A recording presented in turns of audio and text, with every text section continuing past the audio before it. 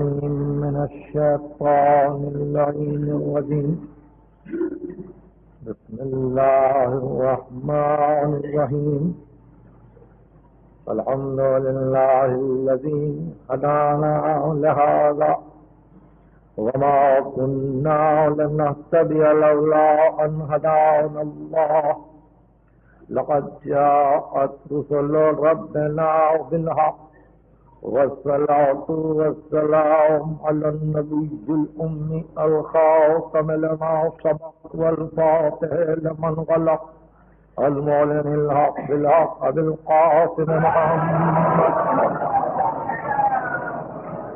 وعلى بيته الطيبين الطاهرين المعصومين المظلومين الذين أذهب الله عنهم الرجس وطهرهم تطهيرا.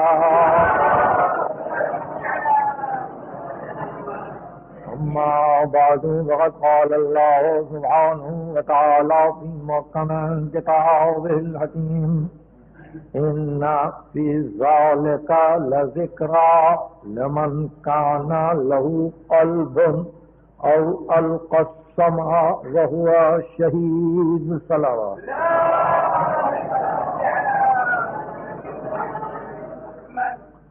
سورہ قاف کلام مجید کا 50واں سورہ ہے. اللہ السمیع العلیم من الشیطان اللعین الرجیم. بسم اللہ الرحمن الرحیم. الحمد للہ الذی هدانا لهذا وما كنا لنهتدي لولا أن هدانا الله. لقد جاءت رسل ربنا بالحق والصلاة والسلام على النبي الأمي الخاتم لما سبق والفاتح لمن غلق المعلن الحق بالحق بالقاسم محمد وأهل بيته الطيبين الطاهرين المعصومين المظلومين الذين أذهب الله عنهم الرجس وطهرهم تطهيرا.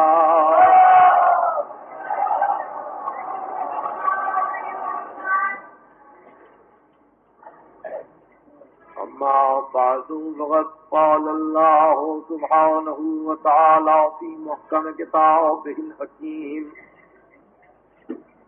لا تكونوا كالتي نقضت غزلها من بعد قوة أنكاثا تتخذون أيمانكم دخلا بينكم أن تكون أمة هي أربع من أمة. صلوات.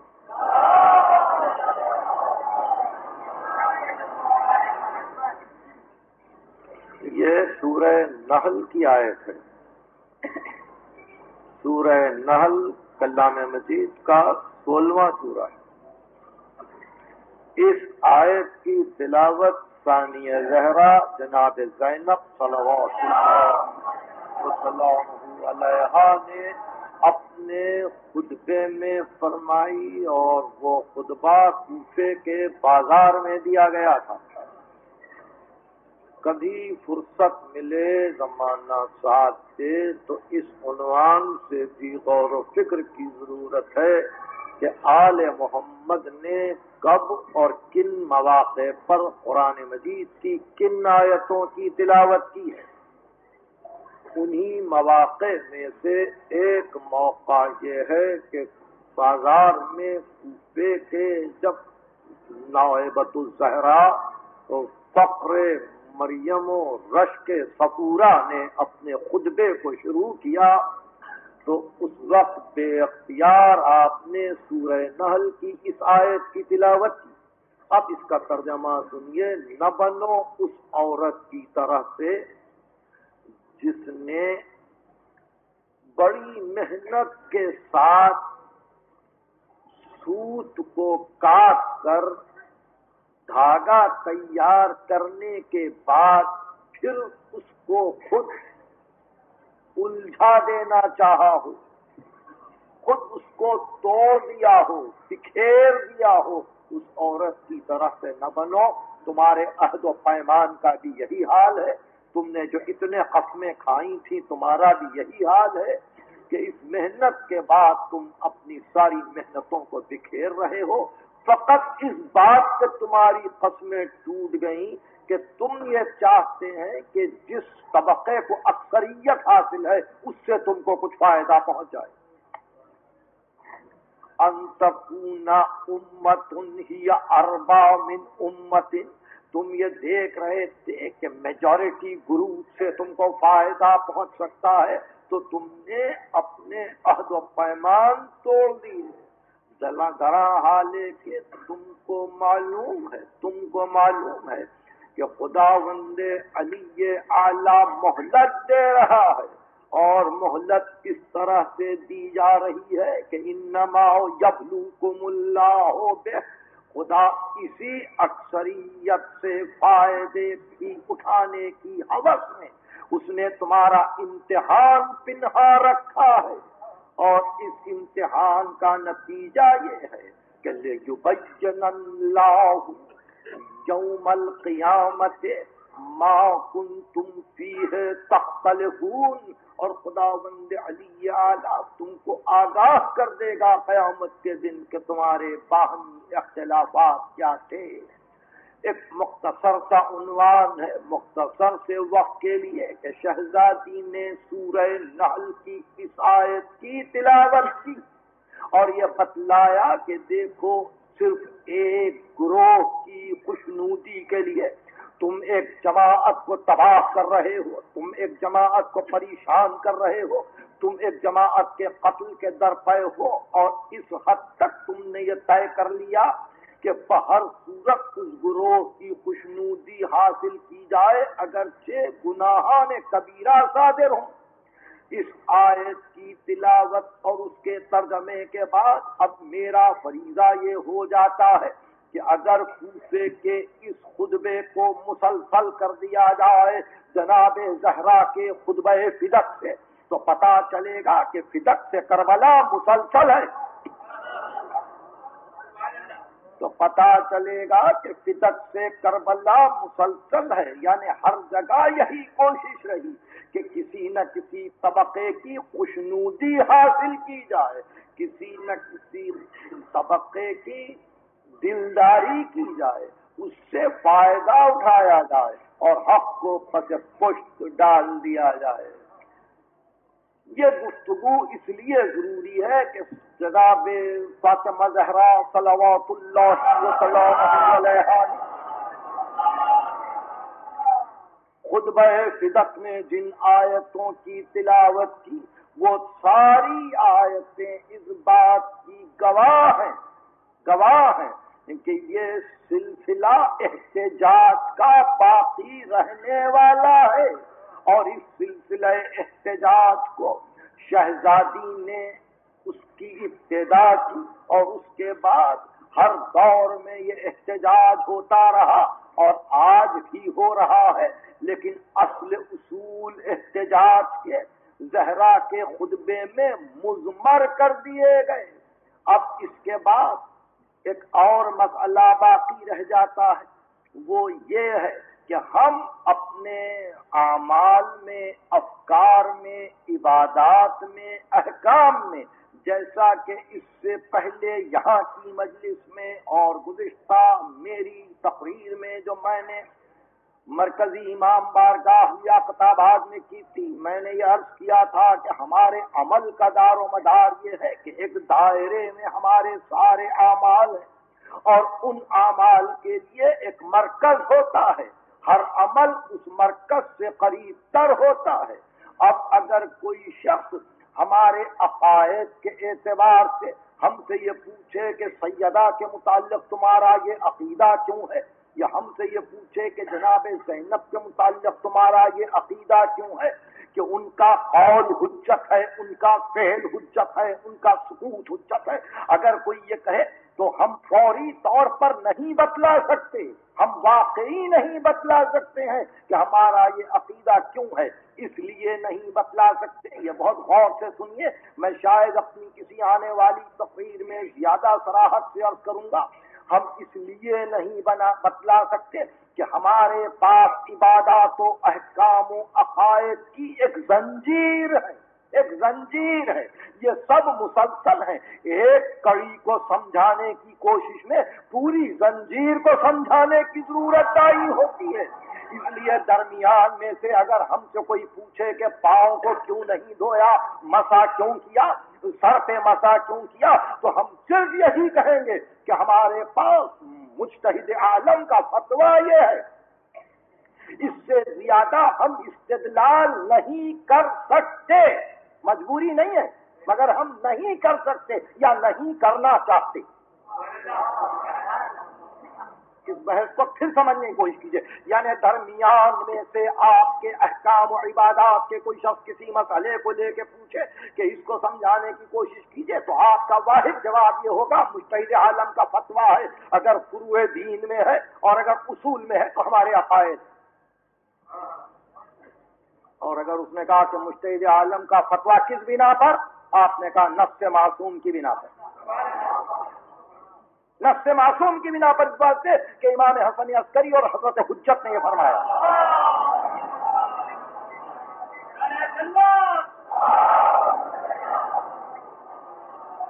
آپ نے فرمایا من کانا فی محبینا صائنا لنفسہ حافظا لدینہ مطیعا لامر مولا مخالفا للہوا فللعوام ان یقلدوہ۔ اب میرے دوستوں میں سے جو کوئی دین کا محافظ ہو اور امر الہی کی صیانت کرنے والا ہو، دیانت کے ساتھ احکام کو سمجھنے والا ہو، اللہ کے حکم کا اطاعت گزار ہو، اپنے ہوا و ہوس کی مخالفت کرنے والا ہو، تو عوام کے لیے لازم ہے کہ اس کی تقلید کریں۔ ہمارے پاس تقلید اس لیے نہیں ہے کہ مجتہد کہہ رہا ہے میری تقلید کرو، ہمارے پاس تقلید اس لیے ہے کہ معصوم کہتا ہے کہ جس کو اس منزل کمال پر پاؤ تقلید کرو۔ تو ہم سے آپ نے مسئلہ پوچھا، ہم نے کہا فتویٰ، آپ نے کہا فتویٰ کیسا، ہم نے کہا مجتہد عالم کا فتویٰ، آپ نے کہا مجتہد عالم کیا چیز ہے، ہم نے کہا نفس معصوم، آپ نے کہا نفس کیا چیز ہے، ہم نے کہا معصوم کی طرف سے حجت کا آ جانا، آپ نے پوچھا معصوم کیا ہے۔ اب سلسلہ یہاں تک پہنچا تو اس طرح سے آپ مختلف نقاط سے ہوتے ہوئے دائرے تک آئے۔ معصوم وہ ہے جو کاشف مرضی الہ ہو، معصوم وہ ہے جو مرضی پروردگار کو کشف کرے، بتلائے کہ یہ ہے اللہ کی مرضی۔ تو معصوم وہ ہے جو کاشف مرضی معبود ہو، مجتہد عالم وہ ہے جو کاشف مرضی معصوم ہو۔ اس طرح سے ہمارے اعمال مسلسل ہو جاتے ہیں مرکز تک۔ اب انہوں نے کہا کہ معصوم بن گیا کیسے، ہم نے پھر کہا کہ معصوم بنتا ہے نفس رسول سے، نفس رسول سے۔ اگر رسول فرما دے، رسول کی نفس موجود ہو تو وہ سلسلہ عصمت ہے، اس لیے کہ یہ مرکز ہے اس دائرے کے لیے جہاں سے اعمال ہمارے آگے بڑھتے ہیں، منشعب ہوتے ہیں۔ تو اس منزل پر جب نبی یا معصوم مرکز بن جاتا ہے پورے دائرے کے لیے اعمال کے، تو ہمارے احکام، ہمارے عبادات، ہمارے عقائد، مباح، مکروہ، مستحب، جائز، ناجائز، حلال، حرام، عزائم، رخصتیں، یہ سب کی سب منسلک ہو جاتی ہیں ایک مرکز سے۔ ہم کبھی اس فقیر سے، اس فقیر سے، اس فقیر سے بھیک نہیں مانگتے، ہم مسئلے کو مرکز سے لیتے ہیں اور مرکز ہم کو سارے راستے بتلاتا ہے کہ یہ رخصتیں ہیں، یہ عزیمتیں ہیں. اس واسطے دنیا پریشان ہو جاتی ہے. درمیان میں سے کسی ایک مسئلے کو لے کے سمجھنے کی کوشش کرنا کہ متع کو سمجھا دیجئے، تقیہ کو سمجھا دیجئے، آپ مسئلہ بدا کو سمجھا دیجئے. ہم کیا بتلائیں کہ یہ زنجیریں ہیں. گفتگو آپ سمجھ سکے. مسئلہ تنہا نہیں سمجھایا جا سکتا، مسئلے کو تو شروع سے سمجھانا پڑتا ہے. آپ فروع کے ایک مسئلے کو پوچھ رہے ہیں، اصول کے ایک مسئلے کو پوچھ رہے ہیں. ہم چاہتے ہیں کہ اگر سوال ہو تو پہلے معصوم کے متعلق سوال ہو کہ معصوم کون ہے، امام کون ہے، حجت کون ہے. تو وہاں سے گفتگو ہو سکتی ہے جہاں سے کہ مرکز اپنے کام کا آغاز کرتا ہے. جب گفتگو کو آپ اس منزل تک پہنچا سکے تو اب کسی سے ہمارا یہ کہنا کہ دیکھو جب مرکز بن جاتا ہے دائرے میں تو اس وقت ہم کہتے ہیں اشہد ان محمدا عبدہ و رسولہ.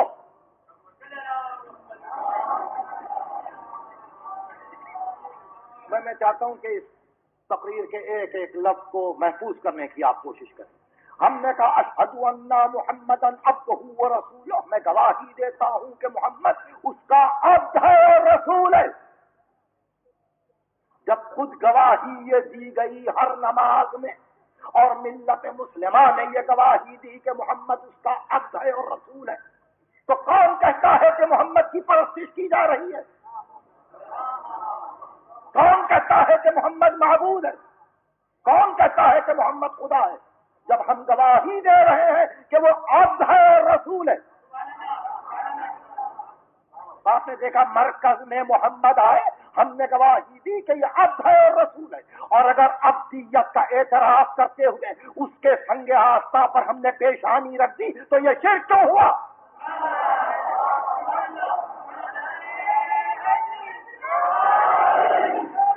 آپ سمجھ، یعنی اگر عبدیت کا اعتراف کرتے ہوئے احترام عبدیت کمال پر پہنچ جائے، احترام بندگی کمال پر پہنچ جائے کہ اس کے سامنے ہم پہروں کھڑے رہیں، اس کے سامنے ہماری آنکھیں نہ اٹھ سکیں، جب وہ آئے ہم گر پڑے اس کے سامنے، ہم اس کی چوکھٹ پہ پیشانی رکھ دیں، ہم اپنی پیشانی کو اس کے خاکے پاپے اگر ملتے رہیں تو نہ یہ سجدہ بندگی ہے، نہ یہ احترام پرستش ہے. اور محمد عبد ہی عبد ہے، وہ معبود نہیں ہے. اس لیے اب اس کو سمجھائیں، اس دنیا کو تو کیسے سمجھائیں؟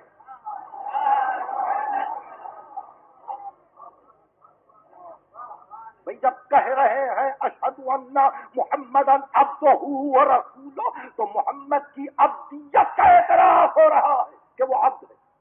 جب محمد کو عبد مانا ہے اور جب اس کے لیے ایک مکان ہے، ایک جگہ ہے، ایک منزل ہے، اور اگر اس کے لیے ایک سلام ہے، اس کے لیے ایک درود ہے، تو یہ احترام بندگی ہے. نہ درود شرک ہے، نہ سلام شرک ہے. میری بحث کو آپ سمجھ لیں. درود کیوں شرک نہیں ہے؟ اس لیے قرآن میں ہے، قرآن میں ہے ان اللہ و ملائکتہ یصلون علی النبی یا ایھا الذین آمنوا صلوا علیہ وسلموا تسلیما.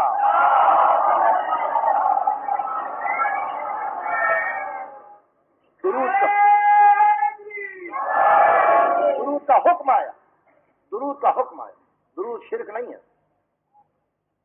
اس کی عبدیت کے ساتھ درود ہے، اس کی عبدیت کے ساتھ درود ہے. پروردگار رحمت کو نازل کر خزانہ رحمت پر درود ہے، سلام ہے. سلام کے لیے دنیا جانتی ہے کہ سلام شرک نہیں ہے، بندے پہ سلام ہے، معبود پہ نہیں. سلام بندے پر اس لیے ہے کہ معبود سے سلامتی کو طلب کیا جا رہا ہے اس بندے کے لیے. سلام علی نوح فی العالمین، سلام علی موسیٰ و ہارون، سلام علی ابراہیم. جب قرآن مجید نے سورہ صافات میں مسلسل انبیاء پر سلام کیا ہے اور یہ بتلایا ہے کہ قرآن پڑھتے جاؤ اور سلام کرتے جاؤ، تو اگر وہ سلام شرک ہے تو محمد سے سلام بھی شرک ہے. نوح مر گئے، سلام ہے. مر گئے سلام ہے، سلام علی نوح فی العالمین، عالمین میں سلام. ابراہیم جا چکے سلام ہے، موسیٰ و ہارون مر گئے سلام ہے. تو یہ کہنا کہ جو مر چکے ہیں ان پہ سلام شرک ہے، تو یہ تو قرآن سے کہیے، یہ تو قرآن سے کہیے کہ مرنے والوں پہ سلام کیوں ہے. اور جب یہ باتیں سمجھ میں آ گئی تو پھر اور آگے بڑھ جائیے. سورہ نمل میں ارشاد ہوا سلام علی عبادہ الذین اصطفیٰ، سلام ہو اللہ کے مصطفیٰ بندوں پر. اب انبیاء کے بعد سلسلہ معصوموں کا شروع ہوا. سلام علی عبادہ الذین اصطفیٰ، سلام ہو اللہ کے مصطفیٰ بندوں پر. ثم اورثنا الکتاب الذین اصطفینا من عبادنا، ہم نے قرآن کا وارث اپنے مصطفیٰ بندوں کو بنایا. ہر مصطفیٰ بندے پر ہمارا سلام ہو. گفتگو آپ سمجھ رہے ہیں؟ یہ سورہ نمل ہے جو 27واں سورہ ہے قرآن کا، سلام علی عبادہ الذین اصطفیٰ. اس کے بعد سورہ رعد ہے سلام علیکم بما صبرتم فنعم عقبی الدار، اے صبر کرنے والوں تم پہ ہمارا سلام ہے. کیا بہتر انجام ہے تمہارا، کیا بہتر گھر ہے تمہارا. سورہ رعد کلام مجید کا 13واں سورہ ہے. وہ سورہ صافات ہے جہاں انبیاء پر سلام. سورہ بقرہ ہے اولئک علیہم صلوات من ربہم ورحمہ، جنہوں نے صبر کیا اور کہا انا للہ و انا الیہ راجعون، ان پہ اللہ کی طرف سے درود بھی ہے اور رحمت بھی ہے. نہ درود شرک ہے، نہ رحمت کا طلب کرنا شرک ہے، نہ سلام کا بھیجنا شرک ہے، نہ سر کا جھکانا شرک ہے، مگر یہ ساری باتیں اسی کو ہم سمجھا سکے جو مرکز کو مانے.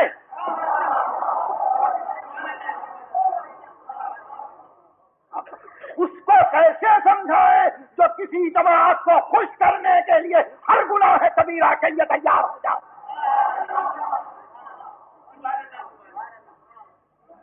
آپ سمجھ رہے ہیں؟ فقط وہاں تو یہ دھن ہے کہ جماعت خوش ہو جائے.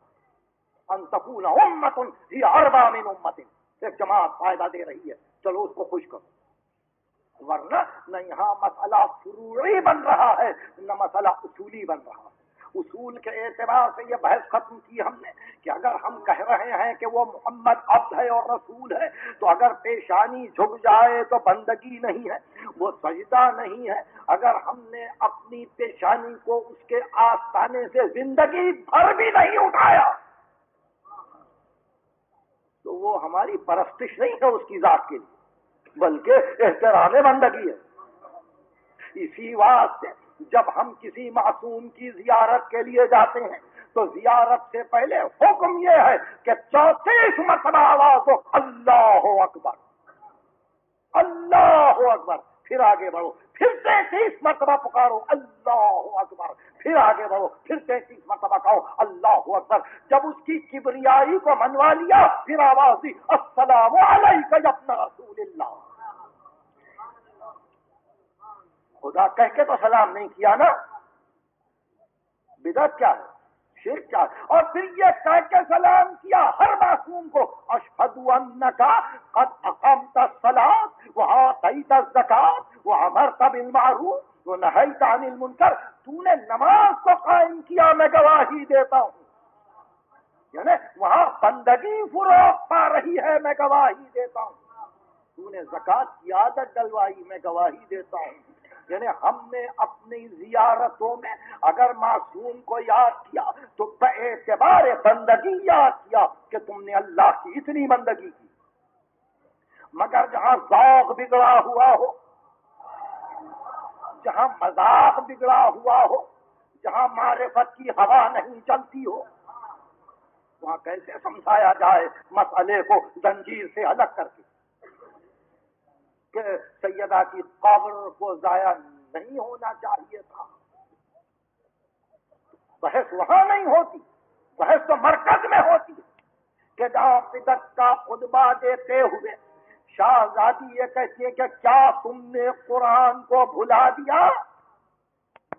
جہاں خداوند علی اعلیٰ یہ کہتا ہے اور یہ کہہ کے اس آیت کی فاطمہ بنت محمد تلاوت کر رہی ہیں کہ خدا نے یہ کہا وَمَا مُحَمَّدٌ إِلَّا رَسُولٌ قَدْ خَلَتْ مِنْ قَبْلِهِ الرُّسُلُ افإن مات او قتل انقلبتم علی اعقابکم، اور یاد رکھو کہ نہیں ہے محمد مگر اللہ کا رسول، یہ قتل کر دیا جائے یا مر جائے تو تم جس راستے سے چلتے ہوئے اسلام تک آئے تھے اسی راستے سے تم واپس لوٹ جاؤ گے۔ وَمَن يَنْقَلِبْ عَلَىٰ عَقِبَيْهِ فَلَن يَضُرَّ اللَّهَ شَيْئًا، اور جو اس طرح سے واپس جائے وہ اللہ کو نقصان نہیں پہنچا سکتا۔ گفتگو جب اس منزل پر پہنچی تو اگر ہم ہزاروں سال ختمی مرتبت کی بارگاہ میں جب رسائی کریں اور تم اس کو شرک سمجھتے رہو تو ذات واجب کی کبریائی میں کیا فرق آئے گا؟ اسی طرح اگر معصومین کی توہین پر زمانہ تل جائے اور طرح طرح کے مسائل جاننے کی کوشش کرے تو اس سے معصوم کی زندگی کیسے متاثر ہوتی ہے؟ یہ سمجھ کر کسی کی توہین کرنا کہ ہم قبر کو مٹا دیں گے تو دنیا نام نہ لے گی، ارے یہ تو ہماری زندگی ہی کا واقعہ ہے، ہم نے اپنے کانوں سے سنا، اخبارات میں دیکھا، ابھی تو کچھ عرصہ ہوا حسین ابن علی کی قبر تو صدیوں تک اسی عالم میں رہی، ایک بادشاہ نے بنایا اور ایک بادشاہ نے توڑ دیا۔ متوکل کے دور، امام علی النقی کے دور تک یہ حال تھا کہ نہ کوئی زیارت کو جا سکتا تھا، نہ کوئی اس مقام تک پہنچ سکتا تھا، بڑی پابندیاں تھیں، لوگ روتے تھے امام کے پاس آ کے، فرزند رسول کیا زیارت نصیب نہیں ہوگی؟ تو بار بار فرماتے تھے اللہ کا وعدہ کبھی غلط نہیں ہوتا، اللہ کا وعدہ ہمیشہ پورا ہوتا ہے، اس کا وعدہ ہے وہ اپنے بندے کو ہمیشہ کمال کی طرف لے جائے گا، کمال کی طرف لے جائے گا۔ تو اگر یہ سمجھا جاتا ہے کہ ہم اس طرح سے شرک کو روک دیں گے، بت پرستی کو روک دیں گے، ہم قبر پرستی کو روک دیں گے، تو یہ کیا سمجھ رہی ہے دنیا؟ عقل کے خلاف، نقل کے خلاف، دنیا کے کردار کے خلاف نہیں، تحریت پرستی کے اصول کے خلاف، کہ کم از کم آثار قدیمہ کی حفاظت کی جائے، اس اصول کے بھی خلاف یہ عمل واقع ہوا۔ یعنی اگر دنیا پوچھ سکتی تو برابر پوچھ سکتی ہے دنیا کہ تم نے کیوں کیا، مگر ہوا کیا؟ ہوا یہ کہ ایک طبقے کی خوشنودی دوسرے طبقے کو منظور تھی، اس لیے سب چپ ہو گئے۔ میں نے ایک اشارہ کیا ہے، اس سے بڑھ کے مجھے کچھ نہیں کہنا۔ خاموشی اسی لیے ہے کہ خوشنودیاں منظور، مگر اس خاموشی سے یا اس جفا طلبی سے ذات زہرا کو کیا نقصان؟ بجز اس کے کہ ظلم اضافہ ہوگا اور ظالم کے لیے انجام عبرتناک ہوگا۔ کتنی سلطنتیں تباہ ہوئی، کتنے تمدن اجڑ گئے، کتنے ممالک نظر اجل ہو گئے، کتنی قومیں زیر زمین ہو گئیں، کتنے ایسے بڑے قوت رکھنے والے افلاطونی دل و دماغ کے گروہ تھے جن کو خداوند علی یالا نے ہمیشہ کے لیے تباہ کر دیا۔ خود جس مقام کی گفتگو ہے وہاں اب تک کتنی تہذیبیں دفن ہو چکی، اس لیے دوستوں کے لیے تو مایوسی کا کوئی مقام نہیں، مایوسی کا مقام نہیں، اس لیے کہ رب غفور حی بھی ہے اور قیوم بھی ہے، وہ سوتا نہیں ہے، اس کے لیے غفلت نہیں ہے، وہ دیکھ رہا اور مہلت دے رہا۔ فرق اتنا ہی ہے کہ ہم اور آپ اور زمانہ کبھی یہ سمجھنے لگتا ہے کہ اگر یہ فعل برا ہوتا تو مالک بدلہ لے لیتا، اگر یہ فعل برا ہوتا تو مالک بدلہ لے لیتا۔ اس انداز سے اگر آپ تاریخ کو سمجھنا چاہتے ہیں تو سارے اسلام کی جو کروڑوں انسان اس وقت دشمنی کر رہے ہیں ان سے بدلہ کیوں نہیں لیا جاتا؟ سارے اس عالم اسلام کی دشمنی جو چائنا سے لے کر رشیا تک اور رشیا سے تمام کمیونسٹ ممالک تک ہو رہی ہے، بدلہ کیوں نہیں لیا جاتا؟ بدلہ نہیں لیا جاتا ہے، اس کے معنی یہ ہے کہ نہ صرف ان کو مہلت دی جا رہی ہے بلکہ دوستوں کے دلوں کا امتحان بھی ہو رہا ہے کہ کون کہاں تک ثابت قدم رہتا ہے۔ اگر یہ گفتگو واضح ہو گئی تو ہمارے عقائد میں ایک مرکز ہے اور وہ مرکز عصمت ہے. گفتگو ذہن میں آئی وہ مرکز عصمت ہے اور وہ عصمت خاتمی ہے. وہ عصمت رسالت. وہ عصمت محمدی. اب اس کے بعد یہ آخری جملے اگر قوم یاد رکھ سکے. مسلمانوں کے پاس صحائح ستہ کے معنی یہ ہے کہ 6 صحیح کتابیں. 6 صحیح کتاب. اور ان کتابوں کا حال آپ کو معلوم ہے. ایک صحیح بخاری شریف, دوسرے صحیح مسلم, تیسرے صحیح ابن ماجہ, چوتھے صحیح ابن داؤد, ابو داؤد سجستانی, پانچویں ترمذی, چھٹے نسائی. ان کے سن و سال آپ کو یاد رکھنے ہیں تو یاد رکھیے. محمد ابن بخاری رحمۃ اللہ علیہ کا سن 256 ہجری وفات. مسلم نے حجاج 261 ہجری. ابن ماجہ 272. ابی داؤد اور ترمذی دونوں ایک ہی سن میں رحلت پاتے ہیں 275. اور امام نسائی 303 ہجری. یہ پورے سن. ان کی 6 کتابوں کا حال یہ ہے کہ کوئی ایک حدیث کسی ایک کتاب میں ہے تو دوسرے میں نہیں ہے, دوسرے میں ہے تو تیسرے میں نہیں ہے, تیسرے میں ہے تو چوتھے میں نہیں ہے. بعض حدیثیں فقط نسائی کے پاس ہیں, 5 صحیح کتابوں میں نہیں ہے. بعض حدیثیں صرف مسلم کے پاس ہیں اور کہیں نہیں ہیں, سوا ایک حدیث کے جو پوری 6 کتابوں میں, سوا ایک حدیث کے جو پوری 6 کتابوں میں ہے. اور وہ یہ کہ مرکز عصمت نے کہا فاطمہ تو بضعۃ منی.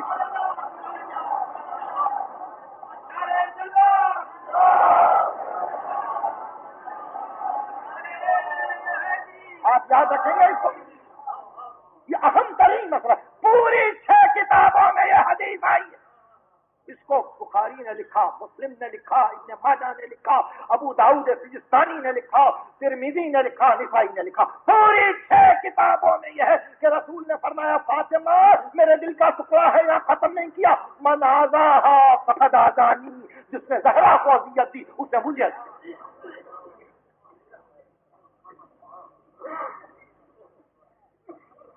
فاطمہ میرے جگر کا ٹکڑا ہے. مرکز عصمت نے کہا ہمارے عقیدے کے لیے بنیاد ملی, زنجیر ملی, سلسلہ ملا, نس ملی معصوم سے. جو اس کو اذیت دے اس نے مجھے اذیت دی. موذی رسول ہے, ایذا رسان فاطمہ. اب اس کے بعد دنیا فیصلہ کرے کہ کس طرح سے اذیت دی جا سکتی, کس طرح سے اذیت دی جا سکتی. یعنی آغاز سے لے کے انجام تک یہی سزا کہ زمین دے دو.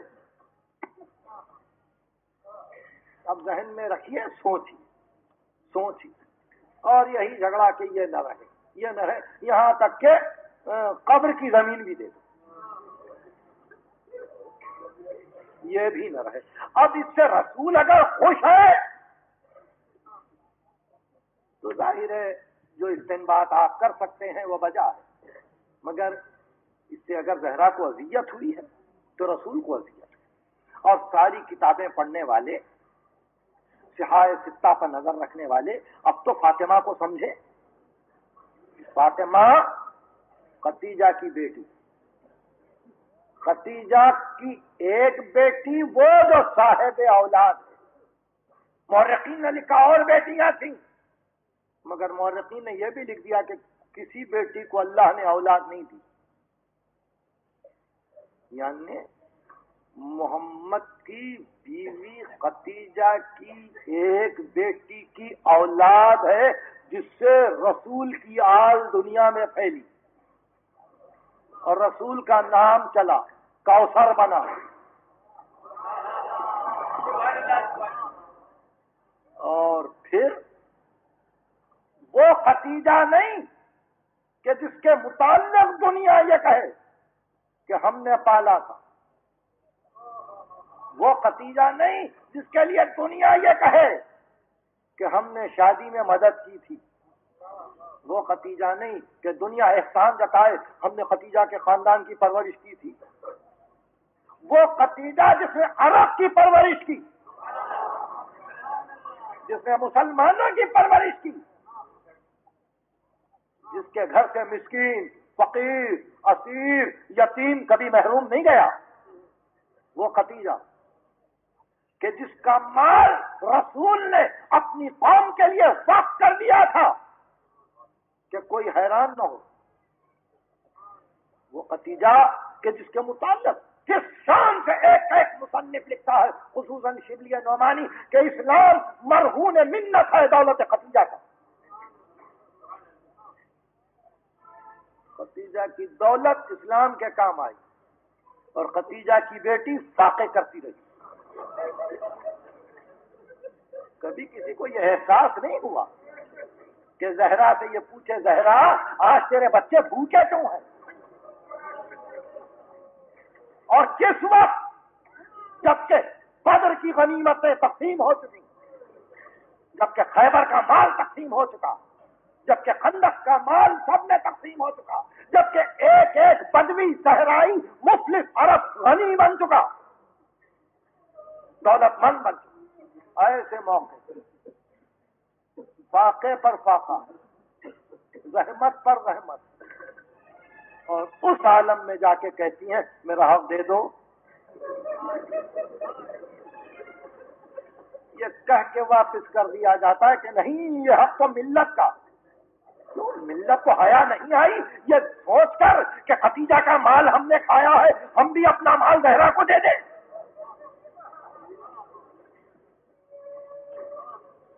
مگر نہیں، سب تماشا دیکھ رہے۔ ان تکون امت فی اربع من امت، سب چپ۔ واپس آئی تو وہ بضعۃ الرسول جس کا غم رسول کا غم، اس نے کہا خبردار اب کوئی میرے گھر نہ آئے، اب کوئی میرے گھر نہ آئے۔ حکومت وقت نے پوچھا کہ کیا کوئی زہرا سے ملنے جاتا ہے؟ تو امہات المومنین نے کہلا بھیجا کہ ہم نے بار بار چاہا کہ ہم علالت میں جا کے مزاج پوچھیں، مگر زہرا کی کنیوں نے منع کر دیا کہ خبردار کوئی گھر میں قدم نہ رکھے۔ اب یہ آخری زمانہ ہے، زہرا کا تنہائی ہے، اب شوہر کی دیکھ ریکھ بھی ہے، بچوں کی پرورش بھی ہے، گھر کا انتظام بھی ہے، زہرا کی علالت بھی ہے، اٹھتی ہیں تو کھڑے نہیں ہو سکتی ہیں، لیٹتی ہیں تو کروٹ نہیں بدل سکتی ہیں۔ یہ وقت گزر گیا۔ دنیا میں کیا سکھ پاتے ہیں، دنیا میں کیا سکھ ملتے ہیں کہ کسی ایسی عورت کو جو ایسے گھرانے سے ہو دنیا جانتی ہے، مگر جس صبر سے زہرا نے گزار دیا، فاطمہ، صدیقہ، طاہرہ، بطول، عذرا، مریم کبریٰ، رشک صفورہ، انسیہ حورہ، درۃ النورہ، فاطمہ، بضعۃ الرسول، رسول کی آنکھوں کا تارا مسجد میں آئے تو رسول تعظیم کے لیے کھڑے ہو جائے اور یہ کہ انی اشم عندک رائحۃ الجنہ، زہرا جنت کی بو آ رہی ہے۔ جس کے بچوں کو رسول ہاتھوں میں لے کے دعا کرے پروردگار تو ان کو دو، تو ان کو دو۔ اور ایک دن ایسا آیا کہ رات کی تاریکی میں آخری سانس لیتے ہوئے شوہر کا ہاتھ تھام اور کہا یا ابوالحسن ذرا بچوں سے خبردار، خدا میرے بچوں سے خبردار، خدا حافظ۔ علی اپنی تنہائی کو دیکھ رہے تھے، زہرا کی وصیت کو دیکھ رہے تھے کہ کوئی میرے لاش پہ نہ آنے پائے، مدینے کی مخالفت کو دیکھ رہے تھے کہ اگر میں دنیا میں اعلان نہ کروں کہ زہرا مر گئی ہے تو کل کے دن معلوم نہیں کیا ہنگامہ ہوتا ہے، مگر علی نے اس موقع پہ کہا زہرا کی وصیت کی تعمیل ہو۔ چھوٹے چھوٹے بچوں کی دل جوئی کی، کہا بچوں ہمت نہ ہارو، امام ہو، امام زادے ہو، اور اس طرح سے غسل و کفن میں مصروف رہے۔ رات کی تاریکی میں جا کے اپنے رفیق حیات کو مدینے کی زمین کے حوالے کیا اور یہ کہہ کے اٹھے زہرا خدا حافظ. گھر واپس آئے, بچوں کو دلاسا دیا, سب میں بے چین تو وہ بیٹی تھی کہ جس کو زہرا نے جاتے جاتے نائب بنایا تھا, اس کی دلجوئی کی اور کہا زینب گھبرانا نہیں. صبح ہوئی اور ایک مرتبہ خادم دوڑتا ہوا ہے اور کہا یا علی غضب ہو گیا, مدینے والوں کو معلوم ہو گیا زہرا کا انتقال ہو گیا, مدینے والوں کو معلوم ہو گیا کہ زہرا دفن بھی کر دی. اب ان کو ضد آئی کہ علی نے چھپایا اور ہم نماز سے محروم ہو گئے. ہم جائیں گے, قبر کھودیں گے, زہرا کی میت کو نکالیں گے, نماز پڑھیں گے تاکہ قیامت میں رسول کو کہہ سکیں کہ ہم نے رسول کی بیٹی کے جنازے کی نماز پڑھی تھی. اتنا سننا تھا کہ علی کو جلال آئے. یہ آخری جملے ہیں تقریر کے. تلوار کو کھینچتے ہوئے باہر آئے, جنت البقیع کے قبرستان میں آئے. کتنی محنت کی تھی علی نے, آپ کو معلوم ہے زہرا کو دفن کر کئی چھوٹی چھوٹی نئی قبریں بنا دی, کئی چھوٹی چھوٹی نئی قبریں بنا دی تھی تاکہ ان کا ذہن بن جائے. اور وہاں دیکھا کہ تلاش ہو رہی ہے تو آواز دی, جس وقت تم نے میرے گلے میں رسی باندھی میں چپ رہا, جس وقت یہ گھر جلا میں چپ رہا, جس وقت زہرا کو تکلیف ہوئی میں چپ رہا. خدا کی قسم اگر کسی نے زہرا کی قبر کھودنے کی کوشش کی تو علی تلوار کو کھینچے گا اور مدینے کی گلیوں میں لہو کی ندیاں دوڑ جائیں گی. مولا آج جنت البقیع کو دیکھ.